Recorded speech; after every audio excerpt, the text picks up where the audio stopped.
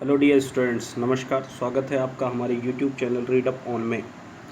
PET में पूछे जाने वाले प्रश्न किस प्रकार से होंगे, यदि आप ये जानना चाहते हैं तो ये वीडियो सीरीज़ आपके लिए बहुत इंपॉर्टेंट होने वाली है।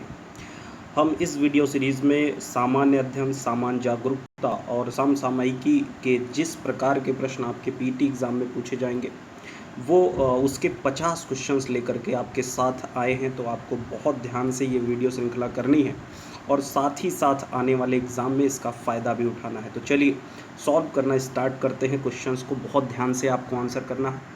पहला प्रश्न हो जाता है आपका, मध्ययुगीन भारत में सर्वप्रथम रुपया नामक सिक्का किस शासक ने निर्गत किया था? ऑप्शन है हुमायूं, जहांगीर, शेरशाह, अकबर। ये 4 ऑप्शन दिए गए हैं आपको। तो फटाफट राइट आंसर कमेंट कर दीजिए कि इस प्रश्न का सही जवाब क्या होगा। तो गाइज, इस प्रश्न का जो राइट आंसर होगा वो होगा ऑप्शन नंबर डी यानी शेरशाह। राइट आंसर क्या होगा? ऑप्शन नंबर डी यानी शेरशाह। बढ़ते हैं अगले प्रश्न पर। अगला प्रश्न हो जाता है आपका कि महमूद गजनवी का दरबारी इतिहासकार कौन था? हसन निजामी, कुतुबी, फिरदौसी या फिर चंद्रबरदाई। जल्दी से राइट आंसर कमेंट करें। फटाफट करना है आपको। इसमें डिस्क्रिप्शन नहीं है, सिर्फ और सिर्फ हम आपके साथ एक क्विज फॉर्मेट में ये वीडियो सीरीज डिस्कस कर रहे हैं। तो चलिए, इस प्रश्न का जो राइट आंसर हो जाता है वो हो जाता है ऑप्शन नंबर बी यानी कुतुबी। बढ़ते हैं अगले प्रश्न की तरफ। अगला प्रश्न हो जाता है हमारा प्रश्न नंबर 3। प्राचीन पत्तनपुहार किसके तट पर स्थित था? ताम्रपर्णी, कावेरी, पेरियार या वेंगई। तो जो इस प्रश्न का राइट आंसर हो जाएगा, फटाफट कमेंट सेक्शन में लिखिए कि प्राचीन पत्तनपुहार किसके तट पर स्थित था। तो राइट आंसर क्या हुआ? ऑप्शन नंबर बी यानी कावेरी। राइट आंसर क्या हुआ? ऑप्शन नंबर बी यानी कावेरी। पढ़ते हैं अगले प्रश्न की तरफ। अगला प्रश्न आपका क्या है, जल्दी से। अगला प्रश्न हो जाता है कि प्रश्न नंबर 4, महावीर स्वामी को किस नदी के तट पर ज्ञानोदय प्राप्त हुआ था? ए स्वर्ण, सिकृता, पलाशिनी, गंगा या फिर रेजुपालिका। फटाफट राइट आंसर कमेंट करें कि किस नदी के तट पर जो है महावीर स्वामी को ज्ञानोदय प्राप्त हुआ था। 4 ऑप्शन आपके सामने हैं। तो बहुत लोग इस प्रश्न का राइट आंसर भी जानते होंगे। तो इस प्रश्न का जो गाइज राइट आंसर हो जाता है वो होता है ऑप्शन नंबर डी यानी रेजुपालिका। मुझे उम्मीद है कि आप सब इसका राइट आंसर जानते होंगे। बढ़ते हैं अगले प्रश्न की तरफ। अगला प्रश्न हो जाता है हमारा प्रश्न नंबर 5। गांधी के नमक सत्याग्रह का एकमात्र उद्देश्य क्या था? नमक कानून को निरस्त करना, सरकार के सत्ता की कटौती, आम लोगों के लिए आर्थिक राहत या भारत के लिए पूर्ण स्वराज। तो इस प्रश्न का राइट आंसर आपको कमेंट करना है। तो जो इस प्रश्न का राइट आंसर है वो है option number A. Right answer क्या हो जाएगा? ऑप्शन नंबर ए यानी नमक कानून को निरस्त करना। बढ़ते हैं अगले प्रश्न की तरफ। प्रश्न नंबर 6 हमारा क्या हो जाता है कि एशिया की सबसे लंबी नदी कौन सी है? सिंधु, ब्रह्मपुत्र, यांगटीसी या हुआंग हो। तो इस प्रश्न का राइट आंसर आपको बताना है। तो जो इस प्रश्न का सही जवाब हो जाता है वो क्या हो जाता है? ऑप्शन नंबर सी यानी यांगटीसी। Right answer will be option number C यानी यांगटीसी। बढ़ते हैं अगले प्रश्न की तरफ। प्रश्न नंबर 7, भारत अवस्थित है, लोकेटेड है। ऑप्शंस कई सारे दिए गए हैं तो आपको बहुत अच्छे से ये आंसर पता होना चाहिए। यदि आपको भारत का अक्षांशीय और देशांतरी विस्तार पता है तो इस प्रश्न का आप राइट आंसर कमेंट कर लेंगे।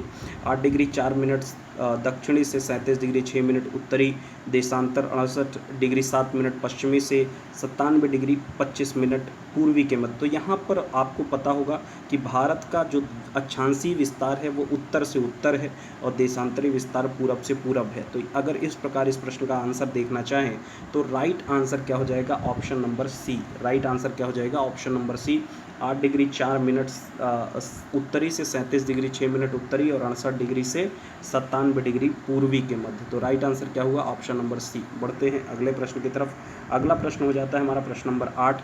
उत्तर प्रदेश औद्योगिक विकास निगम स्थित है, कहाँ पर स्थित है? तो फटाफट राइट आंसर कमेंट कर दीजिए।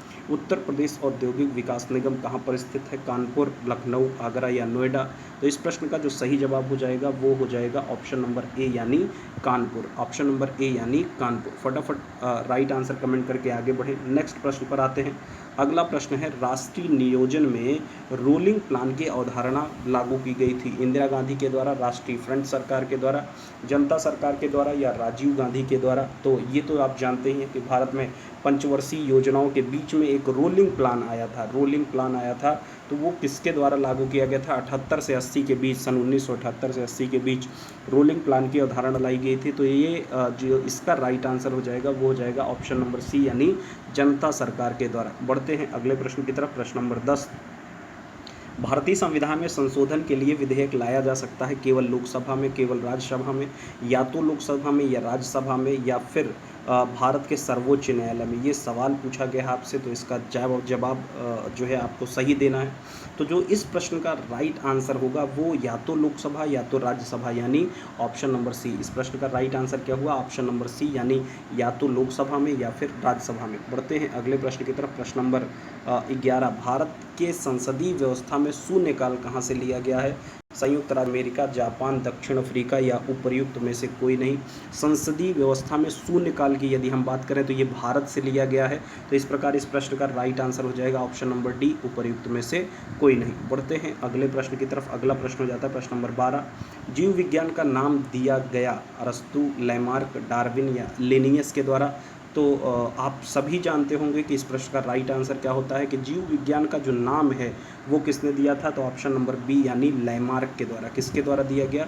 लैमार्क के द्वारा, ऑप्शन नंबर बी। बढ़ते हैं अगले प्रश्न की तरफ। अगला प्रश्न हो जाता है, प्रकाश वर्ष किसकी इकाई है? प्रकाश की, समय की, प्रकाश की प्रवणता की, या खगोलीय दूरियों की? तो प्रकाश वर्ष से हम क्या मापते हैं? तो डिस्टेंसेस मापते हैं, जो बहुत ज़्यादा लंबी डिस्टेंस होती है। तो इस प्रकार इस प्रश्न का राइट आंसर क्या हो गया? Option number D, option number D is the right answer.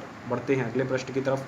Khajuraho समूह के प्रसिद्ध स्मारक किस राज्य में है? उत्तर प्रदेश, मध्य प्रदेश, राजस्थान या महाराष्ट्र? उत्तर प्रदेश, मध्य प्रदेश, राजस्थान या महाराष्ट्र? तो इस प्रश्न का राइट आंसर क्या होगा, ये बात आपको बतानी है, तो फटाफट कमेंट कर दीजिए। तो इस प्रश्न का जो राइट आंसर हो जाएगा, खजुराहो के मंदिरों को हम जानते हैं कहाँ पर हैं, वो हैं आपके मध्य प्रदेश में। कहाँ पर हैं? मध्य प्रदेश में। तो option number B is the right answer for this question. बढ़ते हैं अगले प्रश्न की तरफ। प्रश्न 15, विश्व एड्स दिवस मनाया जाता है 1 दिसंबर, 3 दिसंबर, 5 दिसंबर या 7 दिसंबर? तो इस प्रश्न का आपको सही जवाब बताना है कि विश्व एड्स दिवस कब मनाया जाता है। तो इस प्रश्न का जो राइट आंसर हो जाएगा वो हो जाएगा ऑप्शन नंबर ए, यानी 1 दिसंबर। कब मनाया जाएगा? 1 दिसंबर। तो इस प्रश्न का राइट आंसर क्या हो गया? ऑप्शन नंबर ए, ठीक है। बढ़ते हैं अगले प्रश्न की तरफ। प्रश्न नंबर 16 क्या हो जाता है? अमेरिका के 49वें उपराष्ट्रपति के रूप में भारतीय मूल की कमला हैरिस ने शपथ ली। वह निम्न में से किस भारतीय राज्य से संबंधित है? केरल, आंध्र प्रदेश, कर्नाटक या तमिलनाडु? तो आप सभी जानते होंगे कि अभी 49वीं उपराष्ट्रपति बनी है भारतीय मूल की कमला हैरिस। तो इस प्रश्न का राइट आंसर हो जाएगा ऑप्शन नंबर डी, यानी तमिलनाडु। ऑप्शन नंबर डी, यानी तमिलनाडु। बढ़ते हैं अपने अगले प्रश्न की तरफ। प्रश्न नंबर 17, ऑक्सफोर्ड लैंग्वेज ने 2020 के वर्ष का हिंदी शब्द क्या नामित किया है? आधार, आत्मनिर्भरता, नारी शक्ति या कृषि? तो इस प्रश्न का जो राइट आंसर हो जाएगा वो हो जाएगा ऑप्शन नंबर बी, यानी आत्मनिर्भरता। ऑप्शन नंबर बी, यानी आत्मनिर्भरता, जो कि ऑक्सफोर्ड का हिंदी वर्ड है, Hindi word of the year है 2020 का, यानी 2020 का। नेक्स्ट प्रश्न, प्रश्न नंबर 18, भारतीय संविधान का कौन सा अनुच्छेद राष्ट्रीय अनुसूचित जाति आयोग से संबंधित है? अनुच्छेद 335, अनुच्छेद 329, अनुच्छेद 340 या अनुच्छेद 342? Then the right answer for this question जो हो जाएगा कि कौन सा राष्ट्रीय अनुसूचित आयोग से संबंधित है, तो वो हो जाता है ऑप्शन नंबर बी, यानी 338। ठीक है, अनुसूचित जाति आयोग से संबंधित है आर्टिकल 338। ये बहुत ही इंपॉर्टेंट इन्फॉर्मेशन है, एग्जाम में पूछी जा सकती है, तो आपको ध्यान में रखना है। आइए आगे बढ़ते हैं नेक्स्ट प्रश्न पे। प्रश्न नंबर 19, बोर्ड ऑफ कंट्रोल की स्थापना किस अधिनियम के अंतर्गत की गई? रेगुलेटिंग 73, सेटलमेंट अधिनियम 1781, चार्टर अधिनियम 1813 या पिट्स इंडिया अधिनियम 1784? तो इस प्रश्न का जो राइट आंसर हो जाता है वो क्या हो जाता है? Option number D, option number D, यानी पिट्स इंडिया अधिनियम 1784। बढ़ते हैं अगले प्रश्न की तरफ। प्रश्न नंबर 20, आचार्य विनोबा भावे किस आंदोलन में भाग लेने के लिए प्रथम बार गिरफ्तार हुए थे? बारदोली, चंपारण, सविनय अवज्ञा या फिर असहयोग आंदोलन? तो इस प्रश्न का राइट आंसर हो जाएगा ऑप्शन नंबर सी, यानी असहयोग आंदोलन। ऑप्शन नंबर सी, यानी असहयोग आंदोलन। तो इस प्रकार से इस प्रश्न श्रृंखला में हमने 20 प्रश्न शामिल किए थे कुल, और उनका डिस्कशन हमने 10 मिनट के अंदर कर दिया। उम्मीद है कि आपको ये वीडियो श्रृंखला पसंद आएगी, और अगर आपको ये वीडियो श्रृंखला पसंद आ रही है और आप ऐसे ही वीडियोस और हमारे चैनल पर चाहते हैं, ऐसे ही प्रैक्टिस सेशन चाहते हैं, तो ऐसा ही रिवीजन सेशन चाहते हैं, तो आप चैनल को लाइक शेयर और सब्सक्राइब करने के साथ कमेंट सेक्शन में आप यस सर ज़रूर लिख करके कमेंट करें। और इस वीडियो का PDF आपको हमारे Telegram channel read up on with Shivam sir पर मिल जाएगा, जिसका लिंक आपको डिस्क्रिप्शन बॉक्स में दिया गया है। तो वहाँ पर ज़रूर जा कर के आप चैनल को सब्सक्राइब करने के साथ ही बेल आइकन क्लिक कर दें और टेलीग्राम चैनल भी ज्वाइन कर दें। ठीक है, thank you for watching, thank you so much.